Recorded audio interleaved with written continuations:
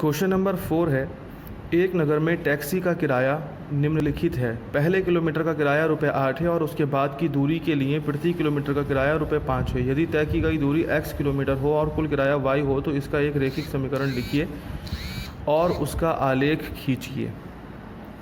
तो हमें दिया हुआ है पहले किलोमीटर का किराया ₹8 है, हमने ये नोट कर लिया, और शेष प्रति किलोमीटर का किराया ₹5 है। तय की गई दूरी हमें दी हुई है कि x किलोमीटर ले लीजिए, तो वो x किलोमीटर हो गई।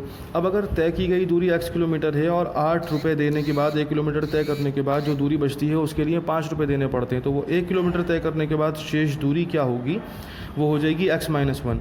बहुत सिंपल है, कुल दूरी x है, उसमें से 1 किलोमीटर तय कर चुके हैं, मतलब 1 किलोमीटर कम कर दीजिए, तो x-1 किलोमीटर बाकी दूरी बची है।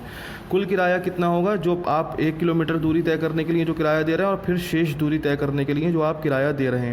1 किलोमीटर दूरी तय करने के लिए किराया दे रहे हैं ₹8 और बाकी दूरी तय करने के लिए हर किलोमीटर का किराया है ₹5, तो बाकी किलोमीटर्स की मल्टीप्लाई हो जाएगी 5 से। तो इस तरह से कुल किराया y बराबर आ गया आपका 8 + 5 x-1। तो ये आपका 8 रहेगा प्लस 5x - 5 एकम 5, 8 में से 5 घटा दिए 3 बचे, तो आपका समीकरण बन गया y बराबर 5x + 3। अब इसमें आपको ग्राफ बनाना है, आलेख खींचना है, तो इसके लिए आपने सबसे पहले इसी समीकरण से आपको 2 मान निकालने होंगे, 2 निर्देशांक निकालने होंगे, जैसा कि हमने पिछले सवाल में भी किया था। तो हमने x बराबर 1 लगा दिया। जब हम x बराबर 1 लगाएंगे, सॉल्व करेंगे, तो y का मान आ जाएगा 8। इस तरह से हमारा एक निर्देशांक बना 1,8। दोबारा में हमने लगा दिया x बराबर 2। जब हम x बराबर 2 लगाएंगे और सॉल्व करेंगे तो y बराबर आ जाएगा 13। इस तरह से 2,13।